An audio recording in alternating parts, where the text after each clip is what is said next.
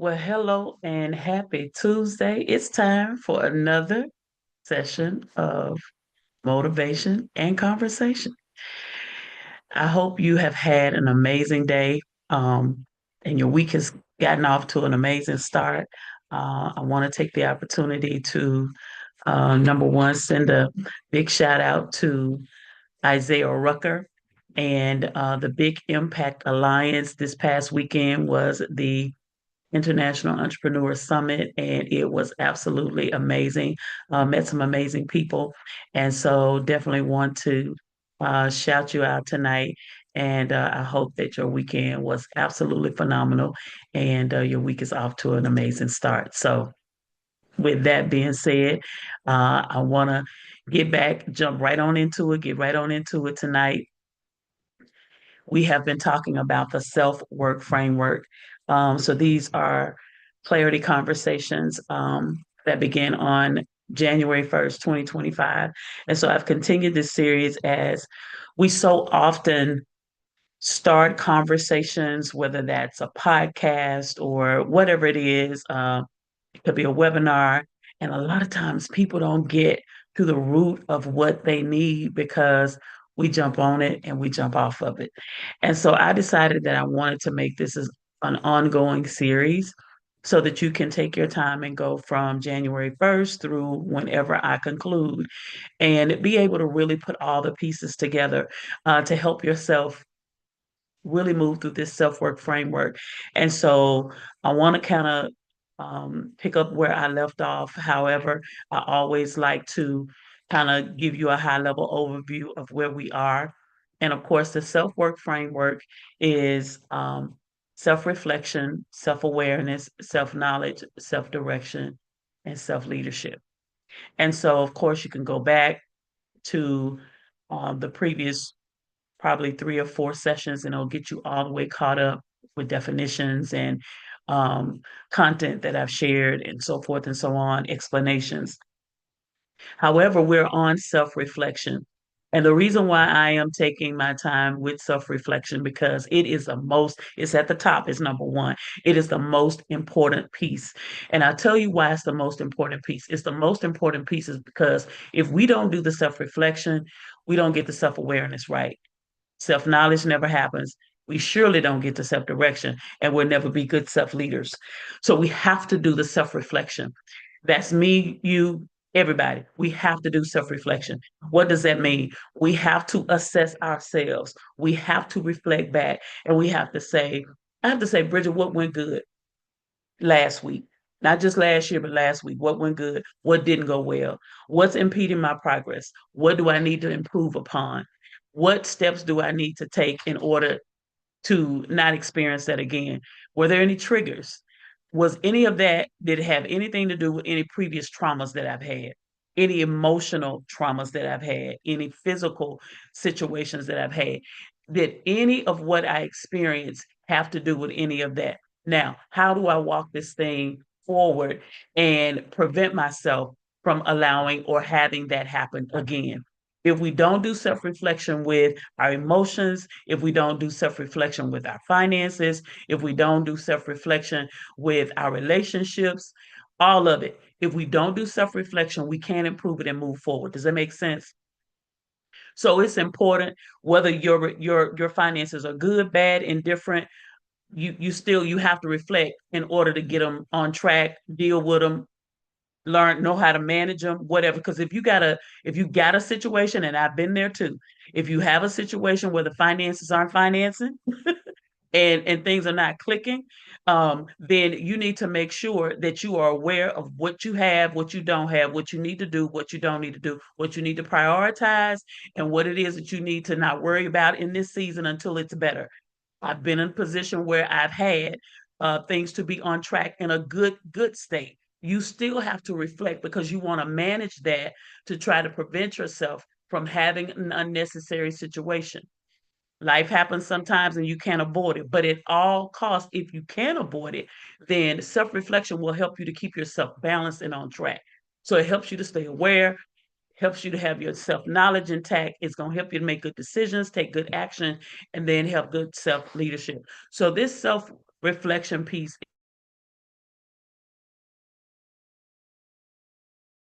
it helps us to have clarity in a few different areas.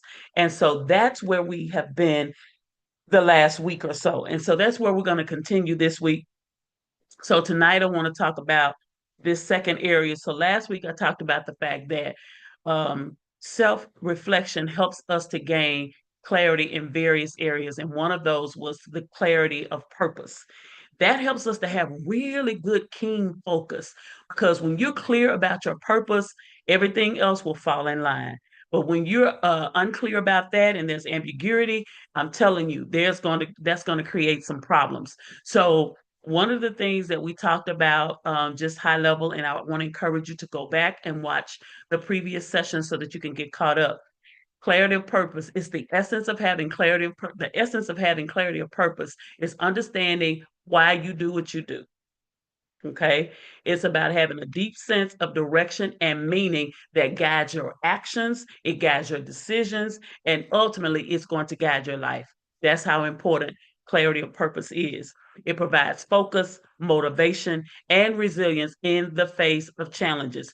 And I'm telling you, in this season, you need two things: clarity of purpose, and you need a strategy. With the things that are going on in this season, I'm telling you, you need to focus. And I heard something this morning as I was listening to a pastor on my way into the office. And one of the things that was said was so powerful and so important. We can only prioritize work on one thing at a time. If you're not clear on your purpose, work on that. Make sure you are, I mean, keenly focused and you are absolutely clear about what your purpose is and where you're supposed to be spending your time. And then you want a strategy for getting there. And I'm going to hit that in just a second. So when you have clarity of purpose, you're not just going through the motions. You are moving intentionally toward a meaningful goal. That's the difference when you have clarity of purpose. So I talked about some things under both of those, clarity and purpose, separately. So go back and watch that.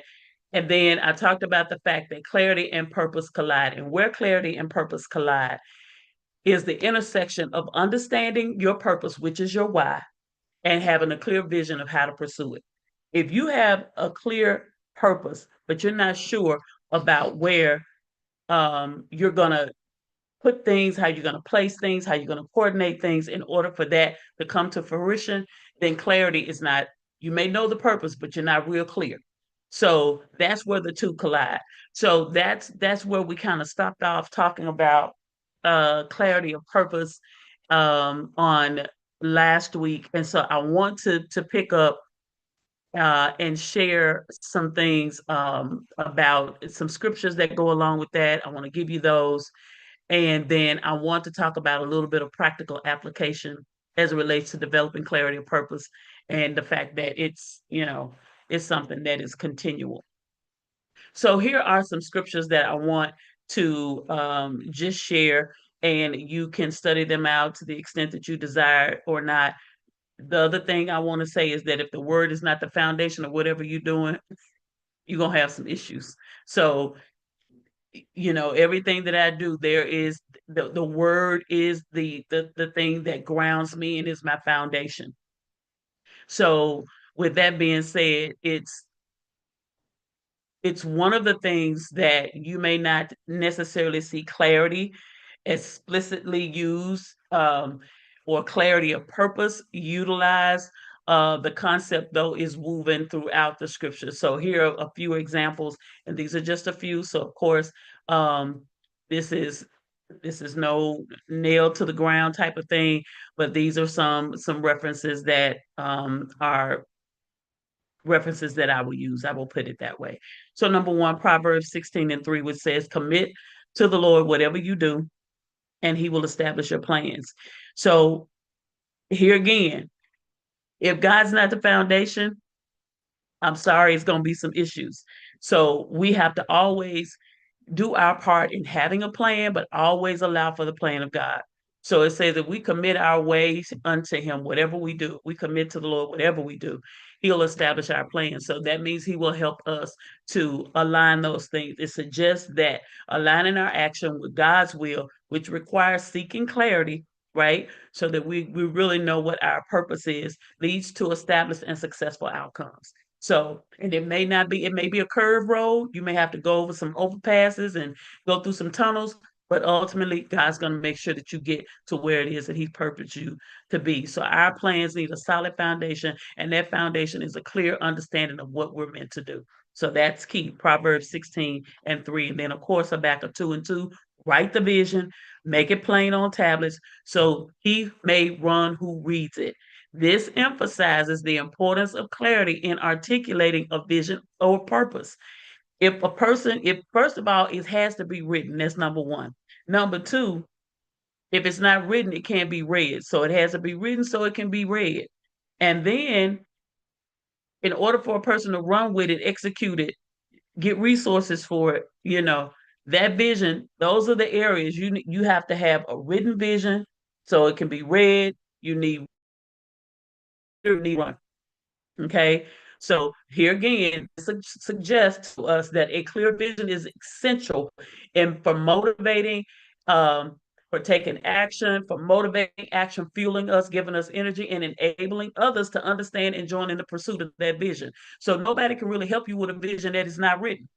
When you're trying to tell people, and I have it happen to me all of the time, people are trying to tell me visions and all of this, and it's all in their head, and they're all over the place, and the vision is all over the place. So at the end of the day, it's not clear and there's no focus. Number three, so that verse was Habakkuk 2 and 2. And then number three is 1 Corinthians 9 and 26. Therefore, I do not run like someone running aimlessly. I do not fight like a boxer. Of course, this is Paul, beating the air. Paul uses the analogy of a runner with a clear destination and a boxer with a focused target. This illustrates the importance of purposeful action. Here again, not just random effort. And this is, let me hang on that random effort for a minute because we can spend a lot of time doing stuff randomly. That's where that, as my coach says, there are things we're called to do and there are things we can do. We will spend a lot of random effort on things we can do. Well, you have the ability to do, you have the creativity to do, you have the talent to do, but are you called to do it? So we don't want to spend time focused on stuff with random effort and utilizing our fuel and our energy. We want to make sure that we're doing things that have purposeful action. That's important. So here again, that clear understanding of the goal and the path to achieve it is the focus. And then the last scripture I want to share is Matthew 6 and 22. The eye is the lamp of the body. So if your eye is healthy, your whole body will be full of light. While this verse takes about physical and spiritual sight, it talks about spiritual and physical sight. The principle can be applied to purpose. A healthy eye can be seen as a metaphor for a clear understanding, okay, of one's purpose. When your purpose is clear, it illuminates your path and guides your actions, filling your life with direction and meaning. And that is absolutely true. Because I'm telling you, when people know their purpose and they are destined to succeed because they're very clear about where they are, they're clear about where they're going, they're clear about what it is they're supposed to do. They're not all over the place and they stay in their lane. So those are some scriptures. Take some time, really study those out, and there may be others that you come across, but at the end of the day, you definitely want to apply the word of God to what you're doing. That's super important. You want to bathe it in prayer in addition to the word being the foundation. You want to bathe whatever it is that you're doing, you want to bathe it in prayer, and you want to talk to God about it, because if you ain't doing that, here again, those two things have to be in play. All right. So that was Proverbs 16 and 3, Habakkuk 2 and 2, 1 Corinthians 9 and 26, and then Matthew 6 and 22. So those are some scripture references for you. Now, I want to talk about some practical application and just share some things with you. And we're probably gonna be done with this piece tonight, and then we'll be able to go into self-awareness, our next session next week. Um, Practical application. So here again, developing clarity of purpose is an ongoing process. You don't hit the mark, bounce off of it, and you good. And a lot of people have that misconception when they get the manifestation of something. For instance, if your goal is getting a car, that's something that's on your vision board or whatever the case may be. I'm just using this as an example. You get the vehicle, that ain't the end. You got to You got to do maintenance for that car. You got to keep that car up. You got to put gas in it. You got to have oil change. You got to make sure you keep your tires rotated. You got to get new tires from time to time. You got to clean it. You got to wash it. All of that. So that's and this is where I would suggest my book, Vision Management. Add aim for intentional focus. It is so very important because once you get the manifestation, it ain't over. It's just getting started. So you have to manage that vision in order for it to provide, for it to be provision for you. Does it make sense? So at the end of the day, you got to really be keen on what it is that you have purpose for doing so that you continue to have fuel for it. And if you're in your lane, I'm telling you, you'll never run out of energy for it. So, number one, and so here again, this is not a one-time event. So I just want to talk through some practical application. And these are just practical steps. Self-reflection, number one. Spend time reflecting on your values, your passions, your talents, and your experiences. This this envelops the self-reflection piece that I talked about earlier at the top of the hour. It's important that your experience are enveloped in there, your talents, your passions, and your values. What is it that you value? What have your experiences been? Where has trauma come into that? What are your triggers relative to those traumas that flow into that? What truly matters to you? What are you good at? What brings you joy and fulfillment? Okay? These are questions you need to answer for yourself.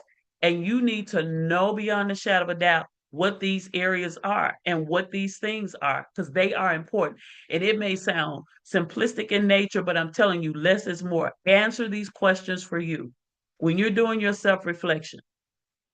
In addition to what areas can I improve upon? Ask yourself what truly matters to me? What is my why? Right? What am I good at? And whatever you good at, I'm telling you, even if that's making freeze cups and candy apples, you be the best freeze cup maker and candy apple maker there is. You understand what I'm saying? So you gotta know, what am I good? I do this well, right? And then on top of that, if it's something that you do 9 times out of 10, it's gonna bring you joy and it's gonna bring you fulfillment. That is the epitome of having the clarity of purpose. And self-reflection helps to get you there. Okay. Number two, identify your why. Ask yourself why repeatedly on a consistent basis. You know, when we were kids, we were inquisitive. We'd ask why for everything. Well, why come? And why for that? And why we do that? Well, why we going here? Well, why I can't go? Why? Why do you want to achieve a particular goal? What is your reason for achieving it? Because if you can't list that, if you can't write that out 9 times out of 10, you shouldn't be doing it. You should not be exerting any effort toward it. Keep digging deeper until you reach the root motivation. And if you don't reach the root motivation, you got to start over because something's off. Okay. Number three, define your vision. And this and there's going to be some redundancy in here, but it's going to make sense because this is self-reflection and this is the foundation of the self-work. And if you don't have the foundation for the self-work, there's no need in moving forward. Articulate your purpose in a clear and concise statement. I would suggest, if you do not have a journal or journals that are nearby your bed or wherever you function every day, so that when things come to mind, you can write them down. You need to take dedicated time once or twice a week or every day, 10 or 15 minutes, whatever works for your schedule, and you need to document these thoughts. It is important. Okay. Articulate your purpose in a clear and concise statement. And then, what impact do you want to make? What is it that you do that gives you fulfillment, that brings you joy, that is an impact on other people's lives? Because whatever your purpose is not for you, it's for somebody else. It's always bigger than you. It's always bigger than me. My purpose is always bigger than me. And so has always been. And that's true for anybody. What kind of person do you want to be? And if you're not the person you want to be, what do you need to do to change that? What steps would you need to take? So this is why self-reflection can be the most difficult part. It's getting started, because once you can get through this, you can move forward. Because sometimes we don't want to deal with self. We don't want to really deal with the things that have caused us pain. We don't want to deal with the things that cause us to be distracted. We don't want to deal with the things that we know are issues, but you got to deal with them. They are what they are. They're not going to go away. It's just like I tell people about credit. Because your credit score is low, doesn't mean it's the numbers are going to change because you don't look at it. If your bank account has a low balance, it ain't going to change because you don't look at it. So you got to confront it. You have to confront it. You have to deal with it. So a little bit at a time, but you have to go with it. Number four, set smart goals. Okay. And we know what those are. And you can use any type of framework you want to set your goals, but make sure that this is the premise of those goals. Break down your vision into specific, measurable, achievable, relevant, and time bound goals or time specific goals. Set a duration and don't go so far out. Take a little bit of time. Take 90 days at a time, right? 90 days at a time. And you may have an overarching goal that may take you more than a year, but start with incremental 30, 60, 90 days. Because at the end of the day, when you see those little victories or small along the little small victories along the way, that's going to give you fuel and motivation to continue to go. That's why it's motivation and conversation, because as we're conversing, I'm hoping that you're getting motivated to do the thing you're called in purpose to do. Okay. And so I just want to make sure that I give you the tools and the things to think about in the framework to help you get there. Number five, seek guidance.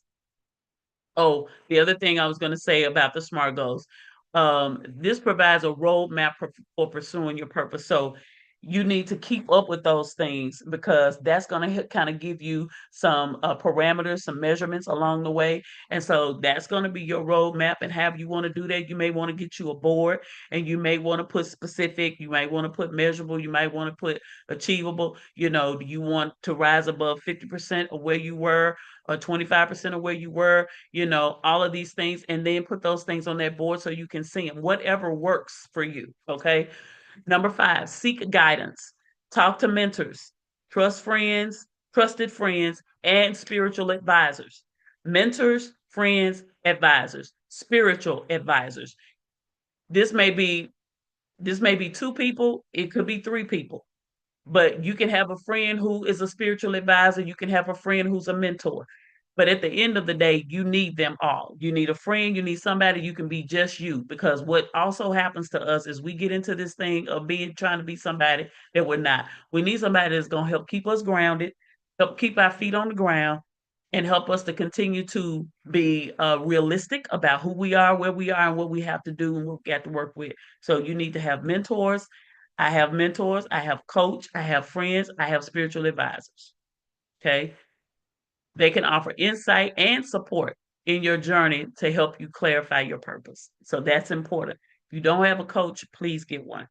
I'd love to have you in the vision room, but if I'm not your person, that's cool. But find your person because you need a mentor and you need a coach. Number six, embrace experimentation. You don't know if you don't try.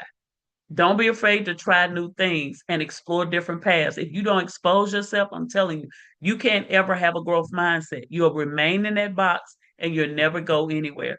Clarity of purpose often emerges through experience and learning. Expose yourself to different stuff. Pay the fee, go to a conference, go to an event, something that's different from what you've normally done. You don't know who you're going to meet, you don't know what you're going to learn. All right. So you gotta, it's you gotta take a risk. If you're gonna get to manifestation, you gotta take some risk. And sometimes you're gonna do well, sometimes you may not. But at the end of the day, you never know if you don't try. All right. And then the last one under practical application is regularly review and adjust. Your purpose may evolve over time, and it will. It definitely will, because as we grow and mature, maturation sets in. We do things differently. We speak differently. We understand differently. Our perceptions are different. Everything about us changes as we move forward. And if you're 50 plus, one of the things that's most important about being clear about your purpose is so that you can remain relevant and know what you need to do that. Okay. Regularly review your goals and make adjustments as you need. Where you started will not be where you finish most of the times. Okay. So here again, clarity of purpose is not a one-time thing. It is progressive, it's ongoing, and it's not just a nice to have. It's essential for a fulfilling and meaningful life. And if that's you and you're listening to me right now and you're like, Bridget, I don't really, I don't feel fulfilled. I don't feel the energy. I don't feel the fire. In the midst of everything that's going on, I am certain about who I am and what it is I'm calling purpose to do. And I'm excited about that because now is a season that I have an opportunity more so than ever before to impact others. And so that's exciting to me. So your purpose is a compass that guides you through life's journey. It's your reason for living. It's your why, right? And it helps you to make the choices that align with your deepest values and contributes to something much larger than yourself. So I want you to really, you may need to listen to this 2 or 3 times to get it all down. Whatever works is what you need to do. All right. And I want to encourage you to stay on course, stay focused, stay locked in, make sure that you are in your seats on Tuesday evenings or whenever you watch the replay. Make sure you stay connected and stay in tune with us, okay? For motivation and conversation. We're gonna get this thing right a little bit at a time. All right. Well, listen, before I leave, I got a couple of things I want to share with you. Number one, as always, I love to be your coach and your mentor. The vision room, of course, is open. We have a few more days starting March 1st. That monthly membership is going to that rate's going to increase a little bit.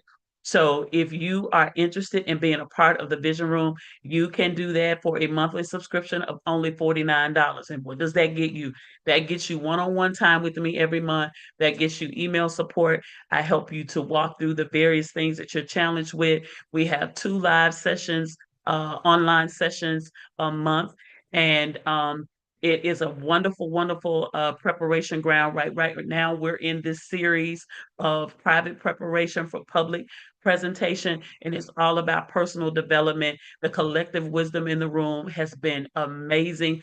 For the visionaries in preparing themselves for the various things that they're doing. They're authors, they're business owners, they're counselors, they're coaches. So there are all kinds of persons who are part of the vision room. It's a safe space, and it's a space that you can learn, glean, and grow.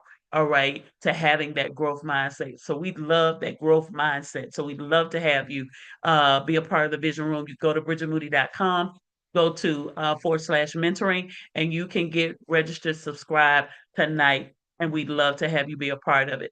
Now, we have a Clarity Conversation Live that's coming up. This is an event that is a spinoff of the Pen to Paper event. The experience that happened in January, and we have 3 other live events this year that is a continuation of what we started at Pen to Paper 2025. It was absolutely phenomenal. I'm telling you, people walked out with full structures, product suites, the whole nine. Coach Spence and I are at it again. And so that's taking place March 29th, and that's going to be at 4712, if I'm not mistaken. It's on the website, Plano Parkway at the Conference Center of the Fairfield Inn and Suites. And so, listen, it's only $47 for general admission. And if you want elite, of course, that comes with a one-on-one session with either myself or Coach Spence. And I'm telling you, you cannot beat this with a stick. That's what grandmama used to say. So you can go to the website, bridgetmoody.com/events, and you can grab your seat. Registration is already taking place. So people are already grabbing their seats for that. It's going to be from 10 a.m. until 2 p.m.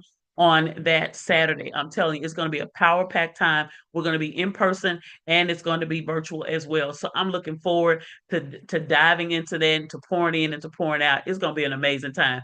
Coach Spence and I, we had that fire. And I'm telling you, when we connect, it's on and popping. So you don't want to miss that. All right. And as a matter of fact, I'm going to have Coach Spence on next Monday night on Motivation and Conversation. And we're going to chat it up a little bit. And we're going to talk a little bit about what's going to be happening on Saturday, March 29th. All right. Well, listen, it's been amazing as always to see you back here for Motivation and Conversation on this Tuesday. I'll see you again next week. Same time, same place. I'll see you. Make sure that you get clarity of purpose. Have a good night.